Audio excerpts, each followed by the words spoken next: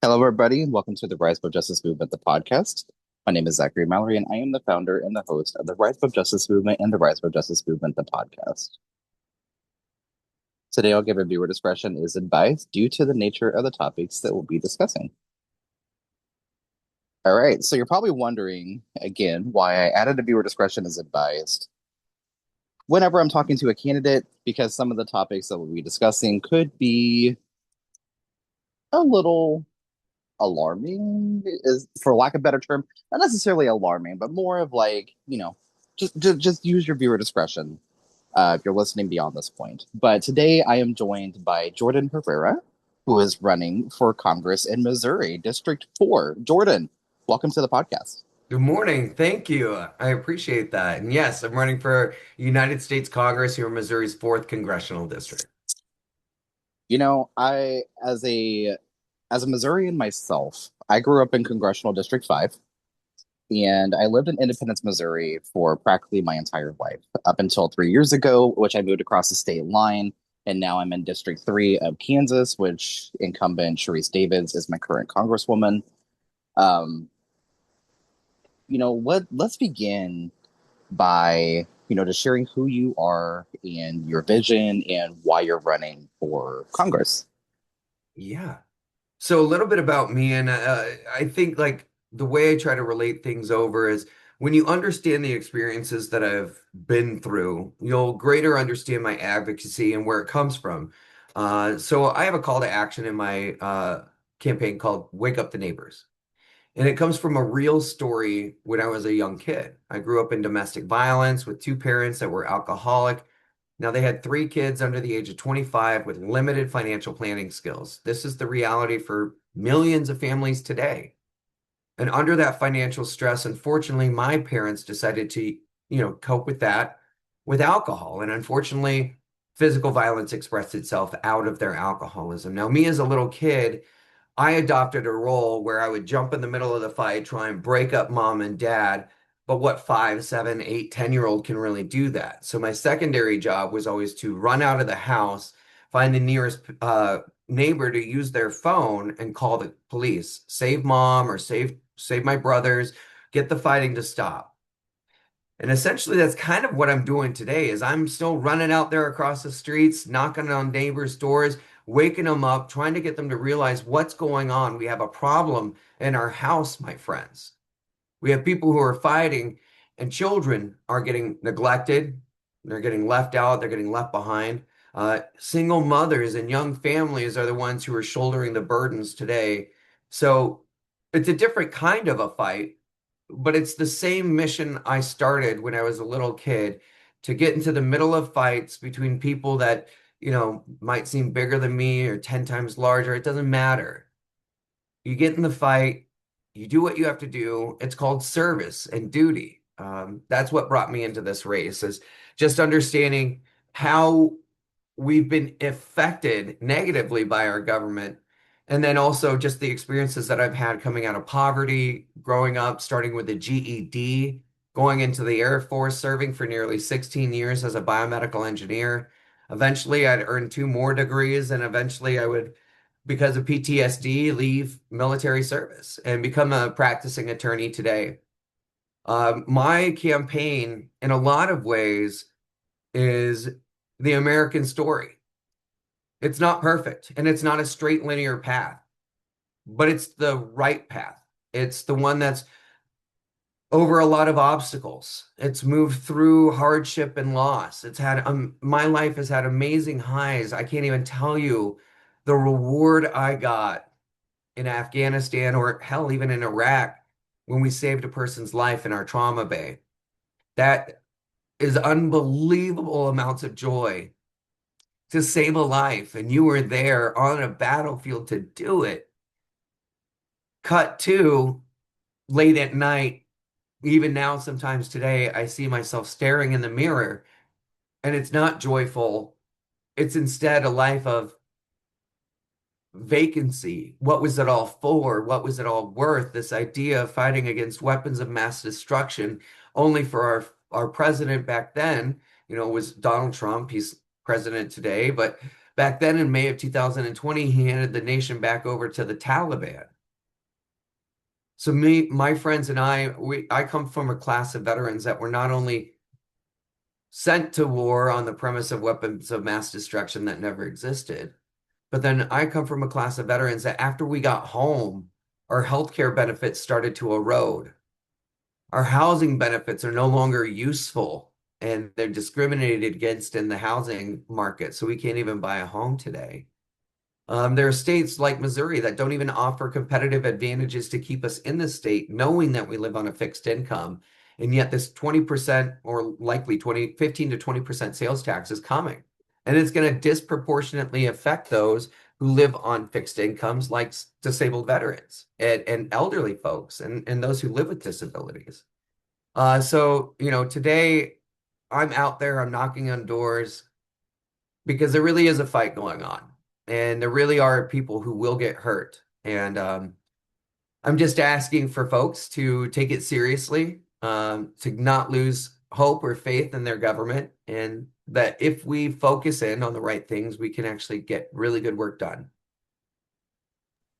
Yeah, and when it comes down to getting money out of politics, which brings me into like the first, topic that I wanted to talk about. I mean, we'll dive into that specific part here in just a second, but I want to talk about like economic security and thinking about the cost of living. The Yeah. federal minimum wage has not increased since 2009, Right. and 725 on the federal. Maybe back then that might have been okay, but it's 2026. And I know Missouri, we voted to increase the minimum wage. We also voted to overturn the near total abortion ban. And now Missouri Republicans are yet again trying to attack those and block those and continue this ongoing like culture war that continues to go, right? Right. So, thinking about some of the concerns that you're hearing from your future constituents in District 4, what are you hearing as far as like the cost of living, housing, and just being able to just survive? That is a great way to phrase it also. And one of the things, thank you for bringing that up. So my first campaign pillar that my campaign is built on, it's built on four pillars. The first being economic security and stability. That is what I'm working on, number one, to deliver back to Americans. It's my firm belief that every American, whether you're a single parent or a working family, you should be able to go to work at one job and afford a home, groceries, an education for your child at a public school, and a decent higher education that is not full of compounded interest and predatory debt. And you deserve a grocery market that is there for you, food security. So housing, healthcare, education, food security. When we talk about these four issues, housing, healthcare, education, and food security, we are able to change the narrative because these four talking points aren't limited to a race, they're not limited to an economic class necessarily, and they're not limited to a zip code. So you can be rural or urban, housing is unaffordable, healthcare is unattainable, public education is being robbed, the rug is being ripped out from underneath of it. Higher education is inaccessible, and there's rampant food insecurity across this country. So we unify people by talking about these issues because they're not just related to me being a Democrat or someone else being a Republican. Now, we're both here in the state of Missouri. And in the fourth congressional district, there are numerous counties that even if I drove every registered Democrat to the polls and every registered Democrat voted as a Democrat, we would still lose in the state of Missouri. That's the reality of where we're at today. But here's the other cool thing.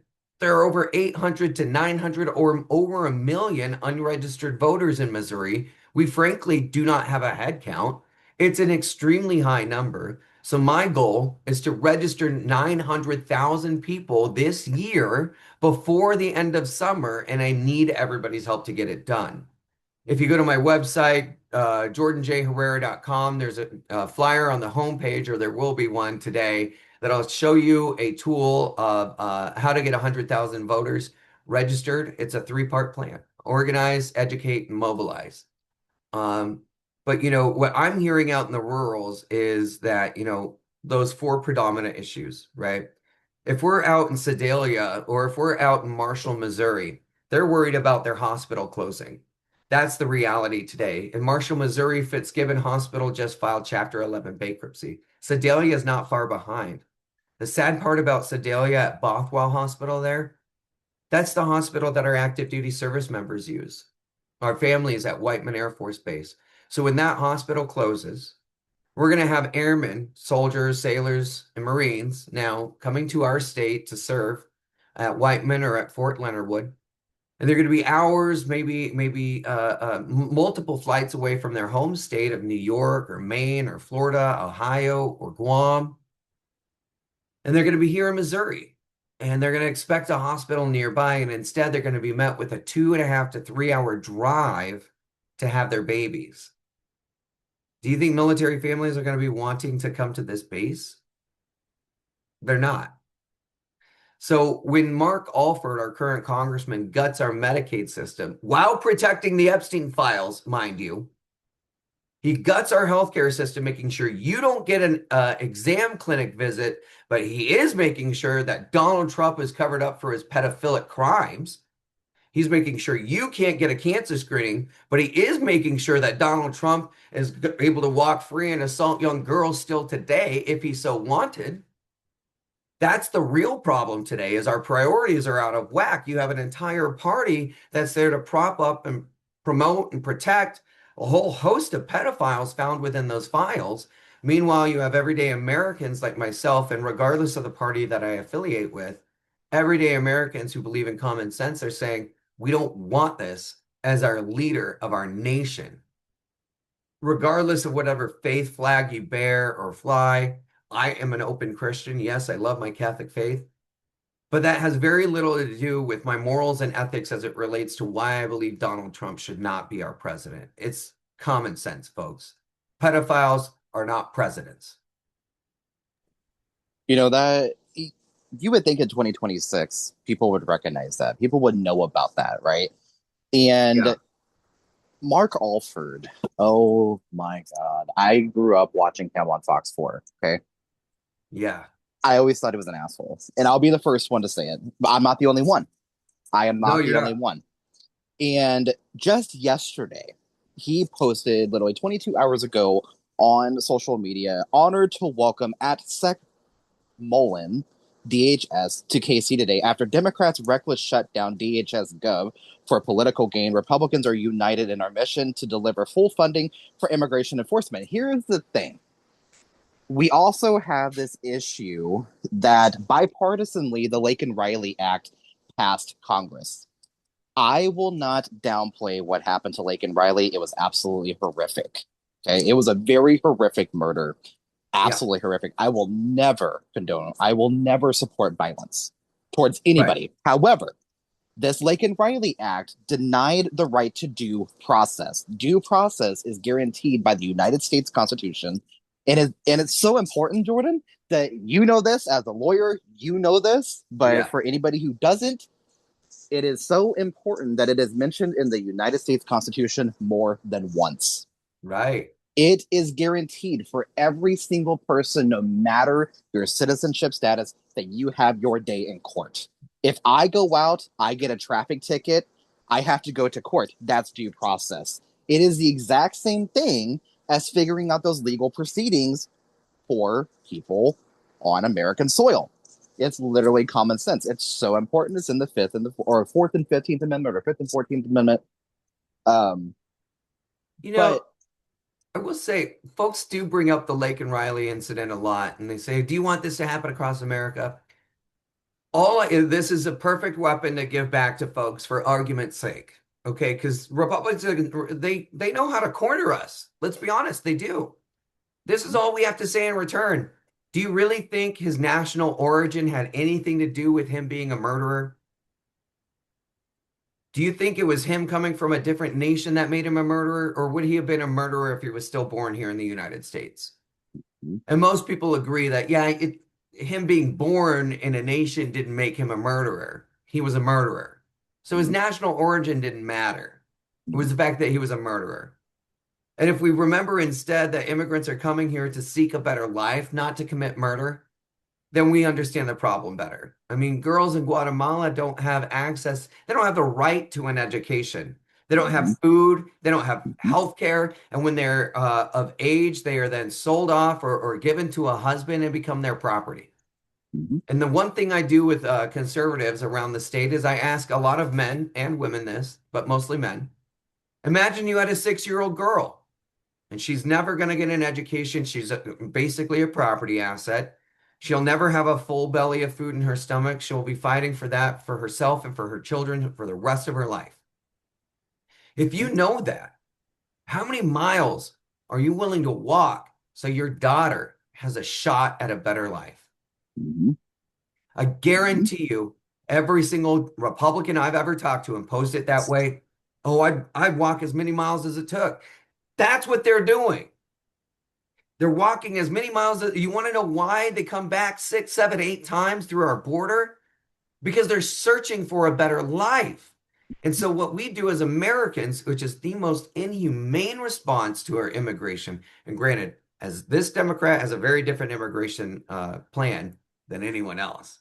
I believe in binationalism, partnering up with Guatemala, Ecuador, Nicaragua, Honduras, rooting out corruption, building up economic relationships such that it actually extends human rights into that nation, also building up right-sized militaristic art relationships to run drug interdiction missions. For example, our Coast Guard already does this, guys. They do drug interdiction missions. We don't have to put bombs on boats. We can just send the people who actually do this for a career there to run missions with the host nation leading the charge.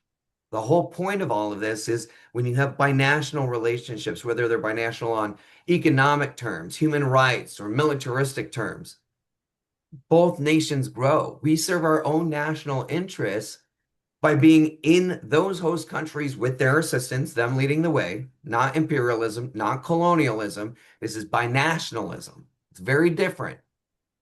And so, what I'm talking about today is why aren't we in Guatemala, where U.S. Southern Command is already at?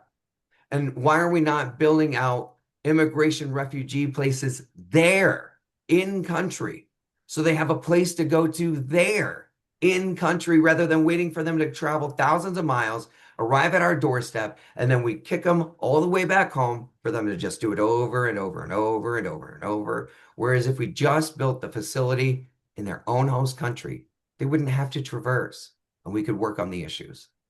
I talk about immigration by attacking the root causes of immigration, not just treating the symptoms at the border. Mhm. Yeah, no, 100%. Absolutely. Thank you for sharing that. Yeah, And yeah, let's kind of dive in a little bit and talk about the AI data centers that are popping up. So, my yeah. hometown Juicy. of Independence, Missouri, Yeah. whew, I am livid to say the least. Okay. Uh-huh. I I know what it's like living in Missouri. I know that sometimes, the electricity bills are absolutely skyrocket. We have the lack of there's a lot that to kind of like unpack here. And I know I saw a group that was organizing and they were pushing back as much as they could. However, the city council undermined the will of the people and undermined the will of the voters. Voters do not want this because it is going Right. to skyrocket prices even further than they already were. Before I moved, or before I was forced to move, essentially, and that's a whole nother like story. Um, our electricity bill was running close to several hundred, if not close to $1,000 each month, is what the electricity bill was. We were living in like an older style house. I know that that contributes to that, but also just the unregulated of like utility costs and just everything else that kind of goes into that.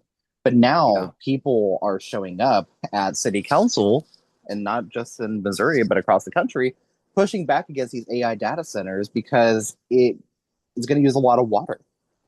A lot of these AI Right. data centers are also creating their own like sub climate around it because of how much pollution that they're putting out. They're creating like this own like their own like ecosystem essentially. And then the number one, talking point is, oh, it's going to create all these jobs. Yeah, to build that center, but then once that center is built, those jobs Yeah. disappear. So Right. you might see some economic impact there, but it'll literally be for a very short amount of time. And then those AI data centers run off of computers. That's it. Right. So Right. whenever it comes to the AI data centers, what are you hearing people talk about? Because this is a huge thing that everybody's discussing, everybody's talking about, and Well, everybody's pushing back against. I think AI and data centers, as we progress forward as a nation, this is why we need to hire technology lawyers. Hi. This is why people like me should be in office today. Because we need to be putting regulations and barriers around AI. What we cannot allow for AI to become is this generation's NAFTA. Okay, let me say that one more time. AI cannot become this generation's NAFTA. Here's a reality. 50% of white collar jobs will be gone in the next 5 years. 50% of white collar jobs, entry level jobs, will be gone in the next 5 years. 50%. And in another 10 years or so, like in the next 10 years, 12 million of blue collar jobs will be displaced. But let's talk about what things robots can't do. When a power line goes down, a robot's not going to go out there to go and fix it. You need a highly skilled electrician to go and fix it. When someone's plumbing breaks, a robot can't do that.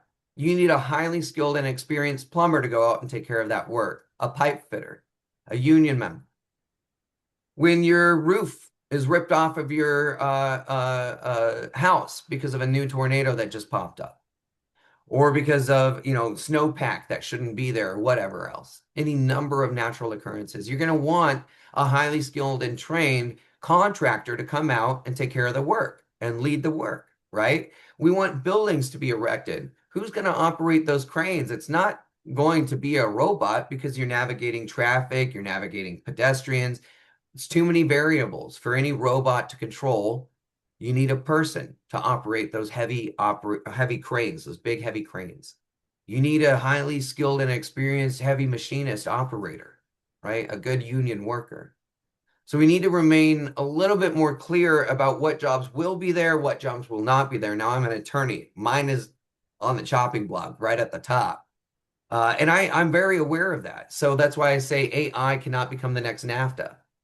Now, the way we slow things down with data centers is regulations. That's what they're there for. We slow down the construction and building of data centers by instituting regulatory practices such that we address those very issues you're talking about. So let's tackle the problems one by one. Number one, I hear noise and nuisance problems. Maybe there's a vibration coming from data centers. Maybe there's noise.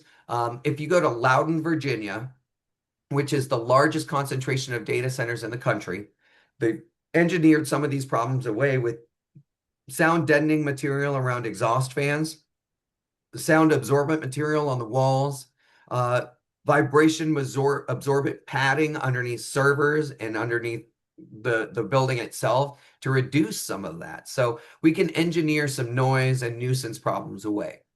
When it comes to the massive amounts of water, if you look in Oslo, Norway, how they're powering their data centers, they use a mix of solar, wind, and hydrogen to power their data centers. Now, what they do is when solar and wind is down, they're using a lot of water, but they also go through a process called electrolysis where they're splitting oxygen from hydrogen. They're compressing the hydrogen and using it as a backup fuel source for when their solar and their wind dips low. They have that hydrogen to provide the cushion so it doesn't affect their power grids, right? So there are ways that we can engineer these problems into lesser than problems or no problems.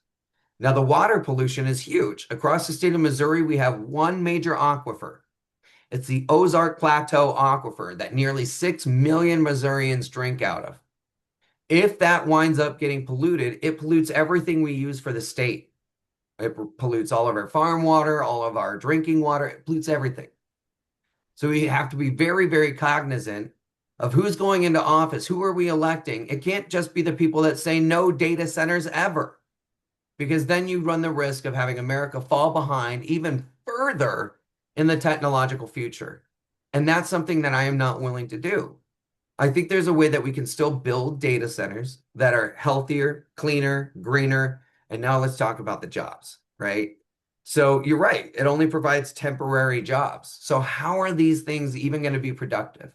Well, as we look forward into the future and as technology starts to displace workers, which it will, it's not a when, but when it, or not an if, it's a when, it will. So when it does, we need to have a strategy in place. Now, in my campaign, I talk about taxing servers, AI tools, algorithms, and the corporations that use them to displace workers.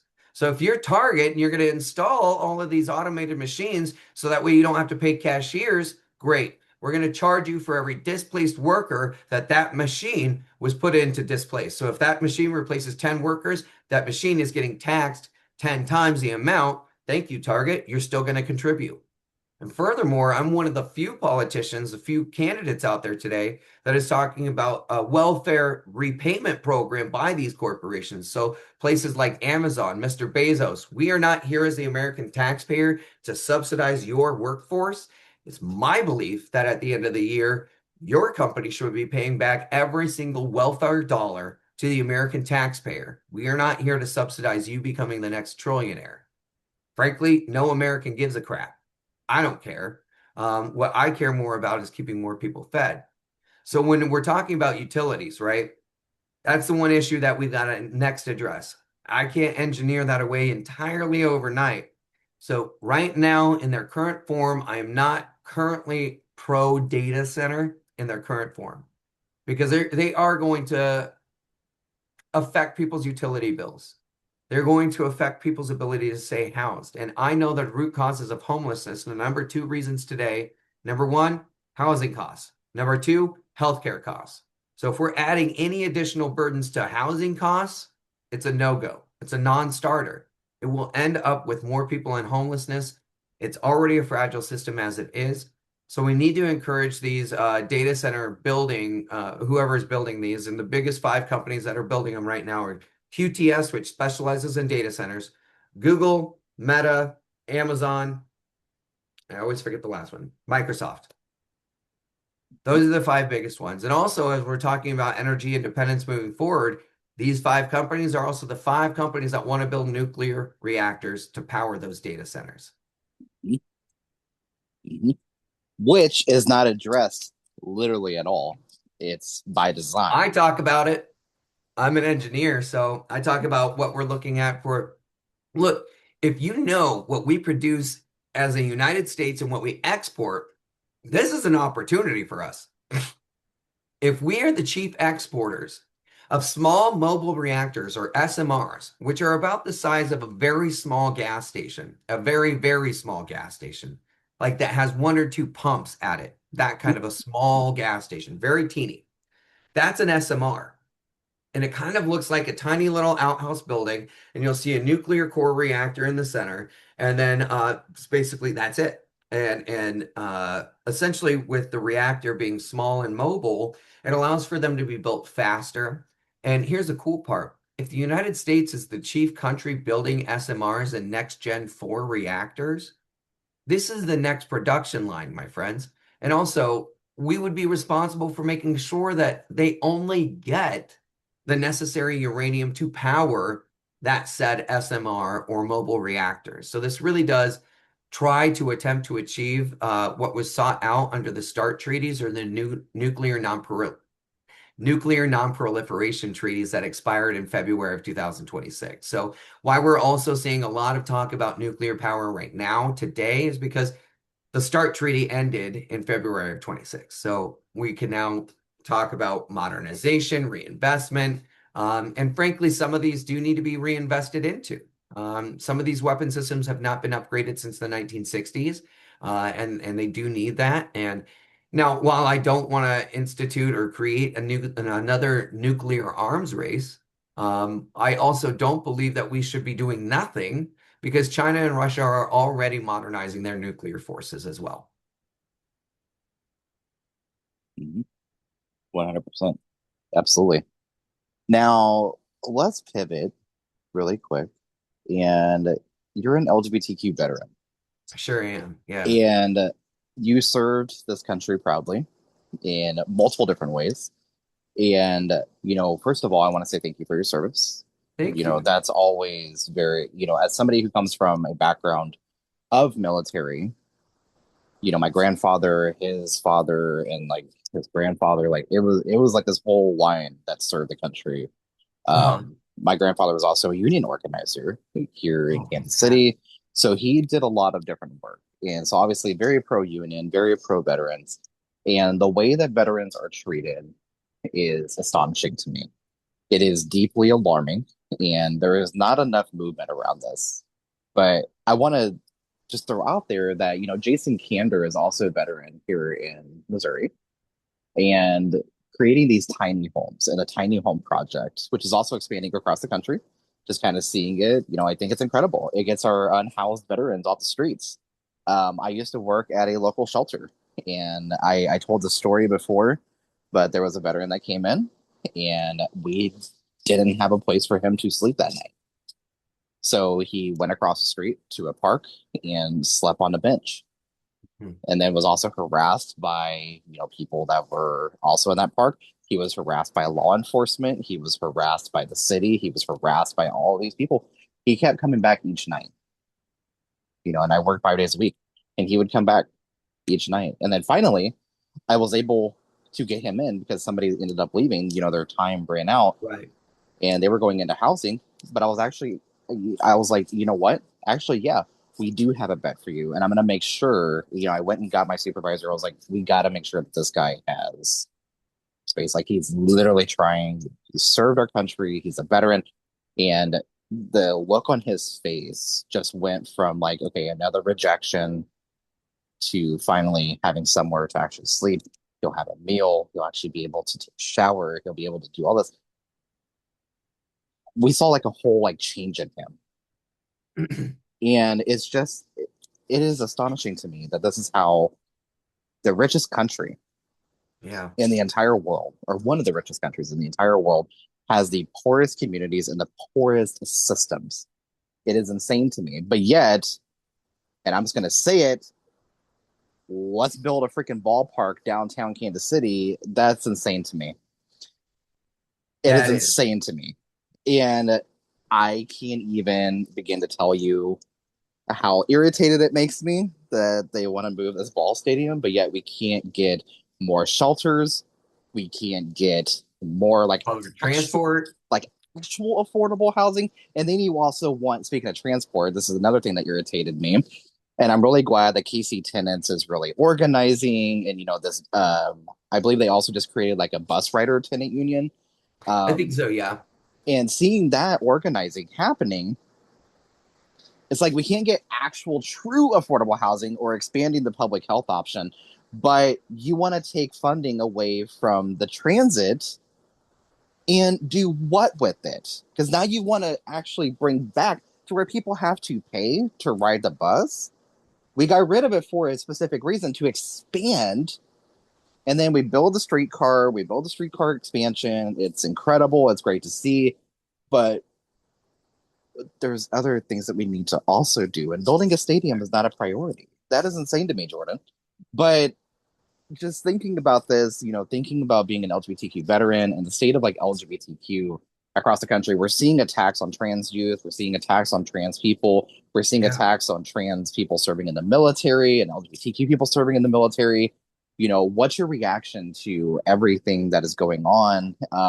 You also see it here in Kansas, where Kansas became the first state to block trans people from having a driver's license that matches their true identity.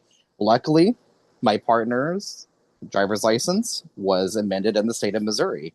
Missouri has not passed this law just yet, but if they do, her driver's license reverts back to her dead name, being Uh-huh. a trans woman. She has a target. Yeah. She's a direct target. But what's your reaction to everything LGBTQ related going on right now? I think my perspective is going to be slightly different, and it's because I've served this country in a different way. So when I joined the United States Air Force, it was 2006. Long time ago. Wow, 2006. And at the time, don't ask, don't tell was still the law. And it would stay the law all the way until I think about 2011 is when it was finally done. So for that first period of my career, that first 5 years, I lived under constant threat of losing my career. That whole first 5 years. I mean, I was investigated twice. And it eventually got so bad that I wound up marrying my friend Shauna. We had a lavender marriage. And just to get it all to stop, leave me alone, stop investigating, stop looking into my business, like stop.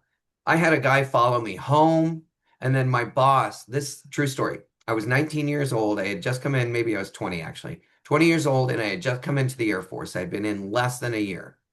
And my first flight chief, he's a master sergeant, comes up to me and he says, "Hey, we have to have a conversation in the conference room." So we go in the conference room, which was all the way in the back by we had a locker room back there and a carpentry room over there. So I go with him. We're sitting down at this table. It's just him and I. And he notices, that I haven't been staying in my dorm room on base. And he says, "Are you seeing someone off base? Because we see that you've been staying with this chaplain assistant friend of yours named Justin. What's going on there? Are you guys seeing each other?" And I knew even at that age, like this was an inappropriate question. It's a setup. Don't answer. Get out of this. And I remember looking at him and I said to him very calmly, like, "I don't think you can ask me this question. I don't think you should be asking me this question. And I don't think I should answer."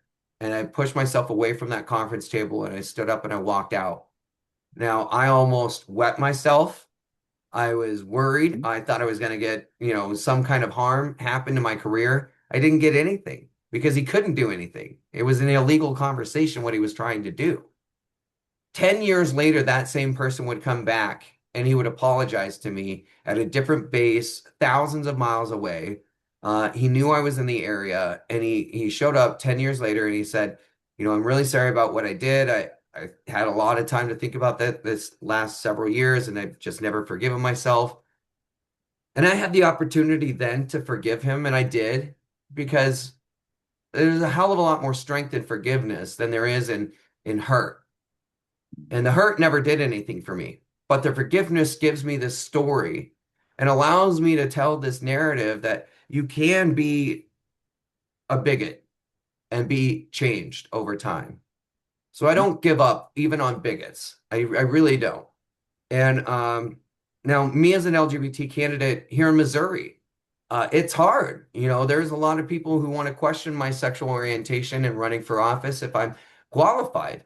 And the first thing I say to them is, well, it didn't matter who I was dating when I was standing 45 miles north of Baghdad in 2009. It didn't matter who I said I love you to when I was over in Kandahar in 2012. And it certainly didn't matter when I was doing aeromedical evacuations in 2016 out of Germany, flying over and into and out of Afghanistan, CENTCOM, and north part of Africa. What mattered then was, did my training work and do I know how to point and click at the right targets? That's it. So for trans service members out there who may listen to this, I see you. And I understand what it's been like to go from President Obama, where you were allowed to serve, to then the following president where you weren't, to the next president where you were, to this current president where you're not. I've seen our trans service members get toyed around and played with as if they are dispensable objects. They're not. They're American. They're part of the bravest 1%, less than 1%, decide to actually serve our nation. And here's the other cool thing about trans people. Every anti-trans piece of legislation is disproportionately anti-veteran. Let me say that one more time because a lot of people aren't going to get it. Every anti-trans piece of legislation is disproportionately anti-veteran. And the reason why I say that in a regular, your population in America, your veteran population is around 6%. In the 4th congressional district here in Missouri, we're around 9 to 10%. But in the trans community, it's 20% veterans. 20% are veterans. So every anti-trans piece of legislation is disproportionately anti-veteran. You hurt more veterans than you do anything else when you do this anti-trans stuff. And don't get me wrong, for our trans brothers and sisters who did not serve, your lives matter too. This is how we should be using our service and the things that we've done to protect you. This is the narrative that should be coming out of politicians' mouths. The trans people are brave. They serve their country, damn it, and they deserve human dignity and rights under the law, under the Constitution. And I will fight to make sure that they get that. You're not going to see that from a Mark Alford. And I don't believe in the bumper sticker cheerleader bullcrap that I see some Democrats do. It's, integrity is one of those things in the military we talk about a lot. And the definition in the military is doing the right thing when no one else is looking. That to me is the easy part of integrity. A person of courage, a person of true integrity, they do the right thing when a million sets of eyes are on you. And that's a lot harder, especially if it's the unpopular decision. So, for example, here in the state of Missouri, do I stand up for trans rights? Yes. Why?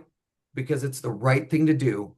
And yeah, I get it. There are millions of eyes on me over here in the state of Missouri that don't want to hear or say that. But too bad. We stand up for human dignity everywhere and anywhere, in every corner of this country, every corner of the globe. Women want rights too, right? That's not just because it's their gender, it's because they're a human being and they deserve individual liberty and bodily autonomy just like I do, just like you do. So I think when we see Democrats like myself who go into office with a little bit more of a spine and push back, and I'm not ready to listen to people tell me their excuses, because frankly, I've heard them all. Oh, well, we can't do this because society is not ready. Okay. Did we ask society when we brought around the internet? Or did society figure out how to kind of work with the internet? Do we ask society, do you want data centers? Or is society going to have to figure it out that data centers are now here? That's my point. In every other policy area, we work it out. But in the trans community, we tell them to get out. And that's not the answer. Mm-hmm. Exactly. 100%. Jordan, that's a mic drop moment, first of all. Thank And you. Sorry. I asked you this question for a specific reason because I knew you were going to pop off on it Yeah, because it's personal. These attacks are personal. Whenever you come extremely. after one, you come after all, and that's the reality of that.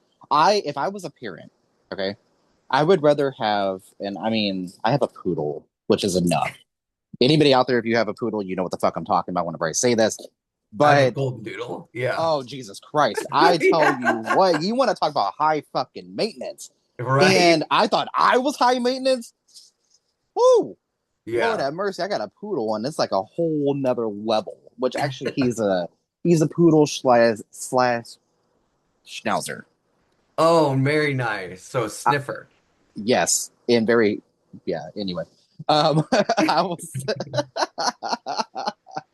he reminds me of my teenage years. But anyway, kind of fill in the blanks there. If you're kind of listening to this Yeah. and you're like, what's Zachary getting at? He reminds me of my teenage years, and yeah. Anyway, um, if I was a parent, I would rather my child go to a drag show. I would rather my Yeah. child go to a drag queen story hour.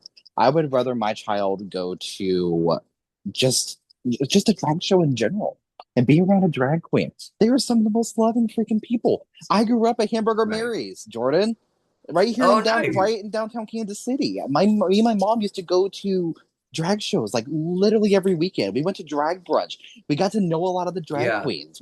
I still know a lot of them, and I still interact with them every now and then whenever I get a chance to. But it's also just I would rather them be around that than be around just hate.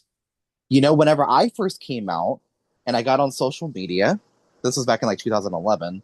Jesus Christ, I just realized I'll be 30 this year. But anyway, um, Ooh, it's just I I'm re- 39 at the end of the month. I'm not happy about it. I don't tell people. Well, I have to now. well, I I was gonna say have to you now aren't. because everyone thinks I'm 28 or 27, which I'm very thankful for. Actually, I get a lot of hate. on being looking young. I'm 39. I'll be 39 at the end of this month. I get a lot of hate for it, but the thing that I say back to folks is like, thank you for saying I look young. I quit drinking 5 years ago. It's working. This is what it looks like when you get adequate sleep, hydration, and you don't drink alcohol or smoke cigarettes. But the question is, are you getting adequate sleep because you're campaigning? Yeah, exactly. I knew I No. see I knew that was gonna come along. I knew that was gonna happen. But no, it is. Running for office takes a lot. What has been like your experience, running for office, it does take a lot. There's a lot of sleepless nights. There's a lot of, phone banking. There's a lot of door knocking. You are in Missouri, which is a stand your ground state. So I would not be, I don't want to jinx it, but, I've had some friends that have ran for office and they have had a gun drawn on them whenever they walk Really? into somebody's yard trying to like say, hey, what are the issues that are impacting you? Like they're running for office and they've had guns drawn on them. Like it's Yeah. like Jesus Christ. It shows like it drives me bananas. It really does. But Oh, same. what has been your experience as far as, and this is like the next to last question. I know we're coming up Yeah. on time here, but what has been your experience like up to this point?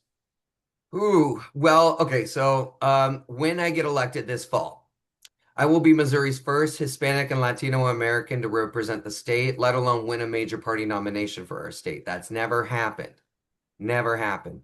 So at the federal level, I will be the first, and that upsets some people. The same is true about me being the first LGBT American to represent our state in DC. We've never had that either. So when I win this election this fall, I will be a couple of things, which is exciting. We're bringing Missouri forward. It's not about me. My dumb face doesn't really matter. My name doesn't matter. It's none of that. I am not that important. I'm not that special. I'm not important or unique. I mean, and I say that intentionally because what I've learned on this trail is literally anyone can run for office. Do it. Run for school board, run for mayor, run for city council, run for county legislator, run for associate judge, run for county prosecutor or county clerk or the tax commissioner. Run for everything. Don't leave a single seat left. Um, I started my race out last year in February of 25. Since then I've put over 15 months, I've been running for 15 months. I put over 34,000 miles on the car. I've spent hours and hours and hours driving to and from events. I've spent hours in meetings and interviews. I have heard everything under the sun. I have been called uh, an inspiring leader, a motivational speaker, someone with promise, someone with a lot of future, things like that. But I've also been called, horrible gay slurs and derogatory remarks from being called the F word or a queer in the negative capacity or being told to commit self-harm even.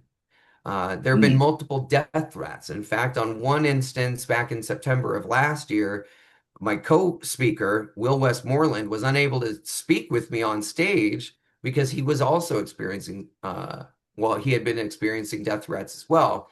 Now, I still had to show up that same day and give the speech, but he was, he was able to back out of it. And my point is this. I put my neck on the line of Afghanistan and in Iraq.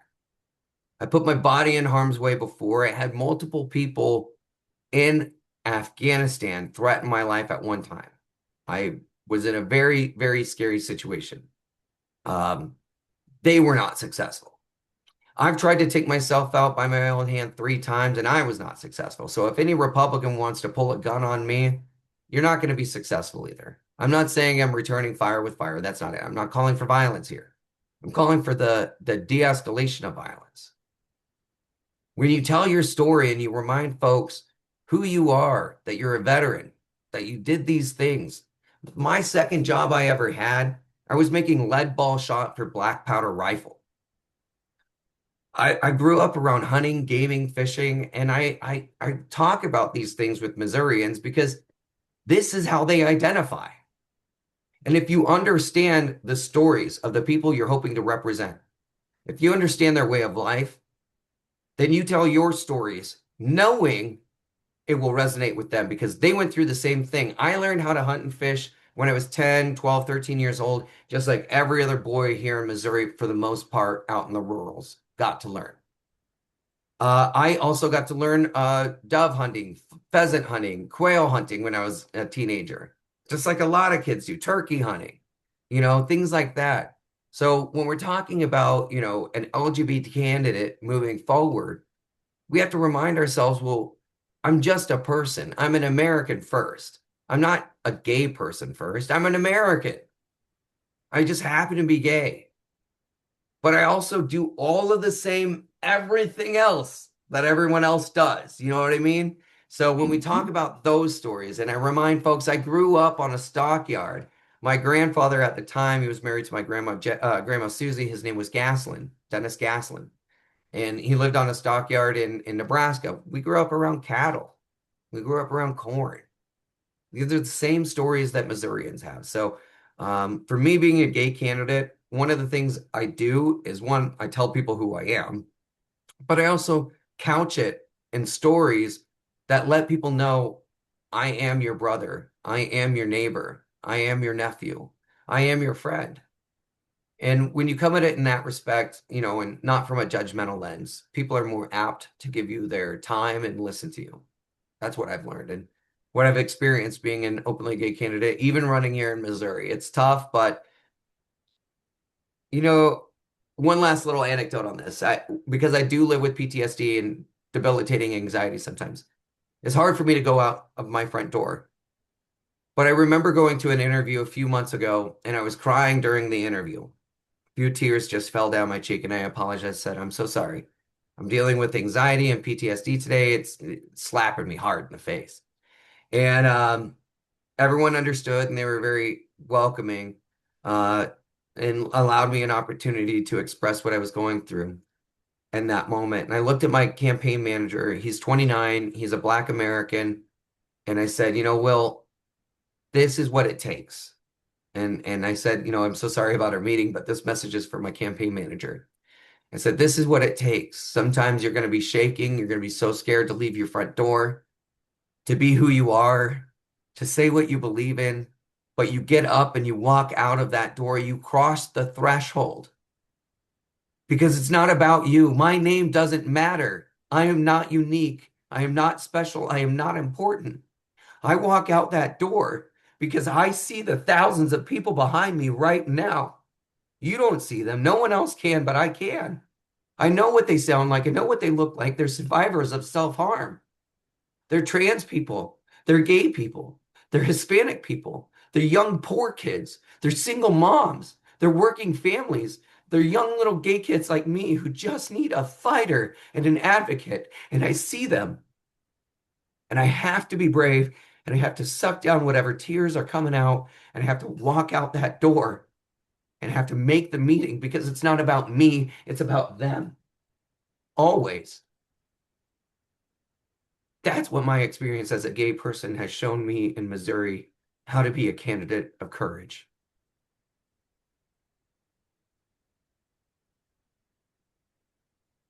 Yeah, and I think it puts it into perspective that our identities are just a part of our story.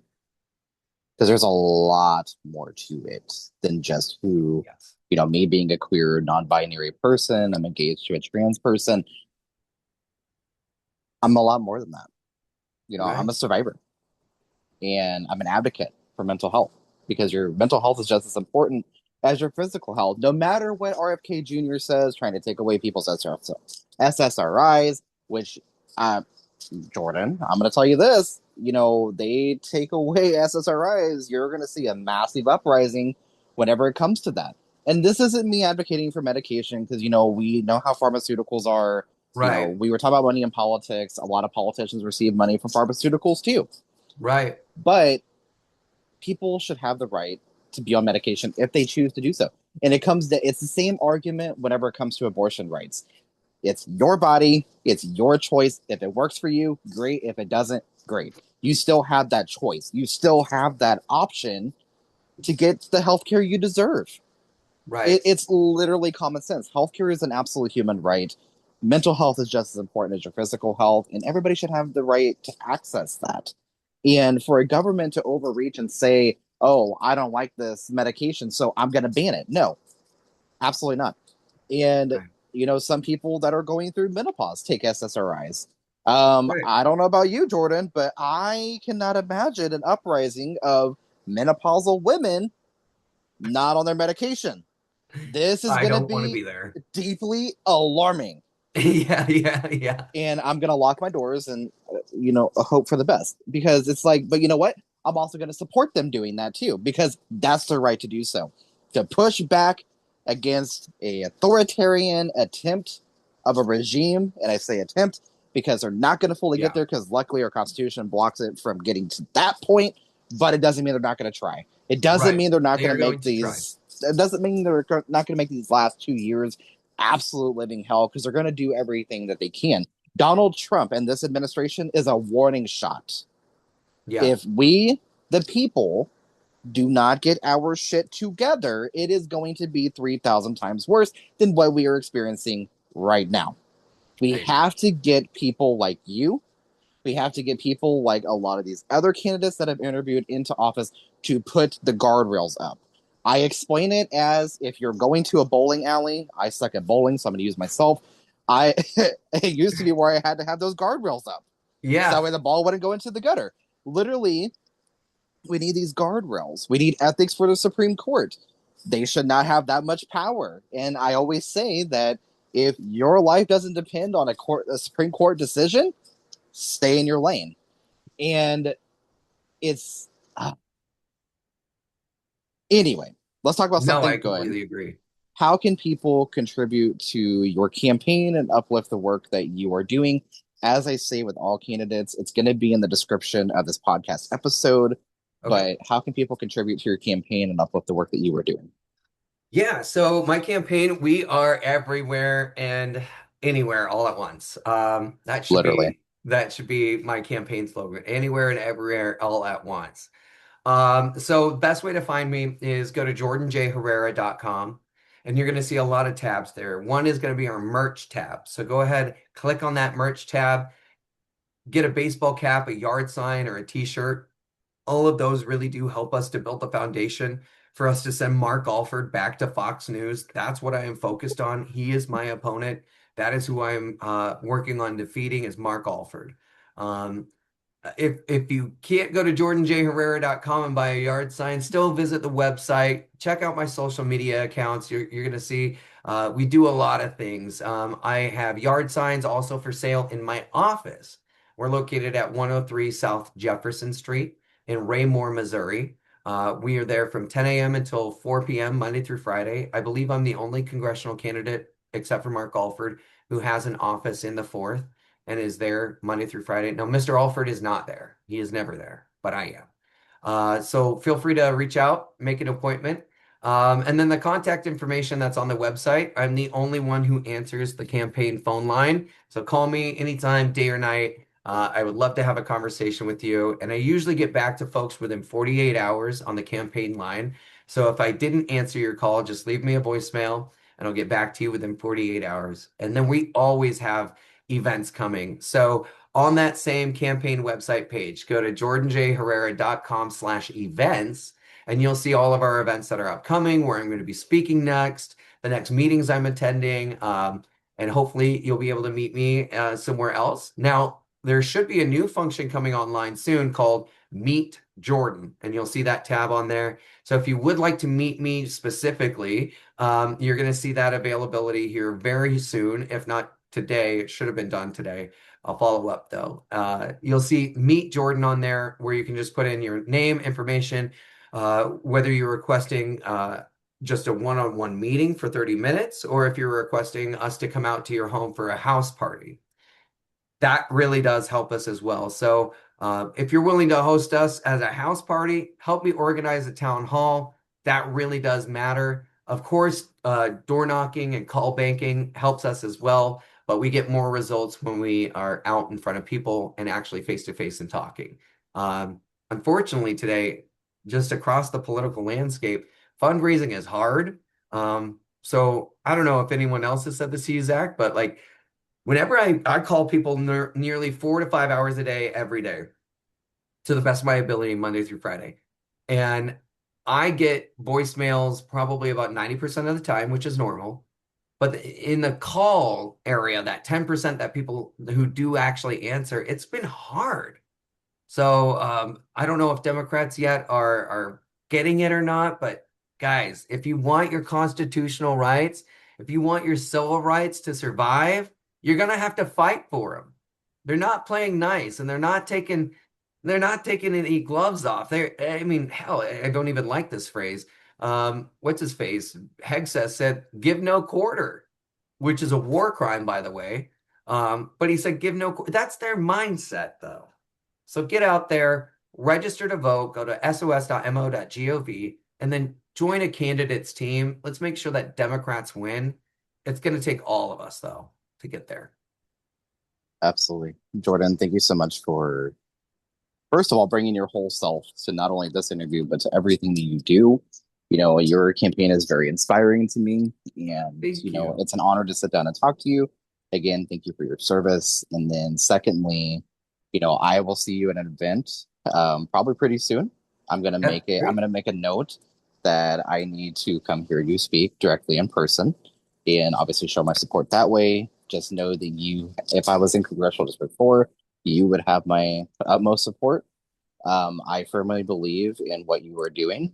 And Thank you. and just for the disclaimer, this is not an endorsement. This is just saying, I see you and I believe in the work that you are doing. It does mean a lot to me as far as like the visibility goes. We need more people that look like us, that talk like us, that have the backgrounds as us. Like, there's a common denominator here. It's Yeah. us. It's not just about me. It's not just about you. It's about all of us. And yes, it's like a Bernie Sanders, quote there, but it's just common sense. But again, thank you for coming on the podcast. Take care of yourself, and I'll see you out there. Thank you. I appreciate you. Of course. Happy to come back anytime, by the way. Oh, absolutely, 100%. We'll definitely have to make that happen. But I will see you out there. Okay. Sounds great.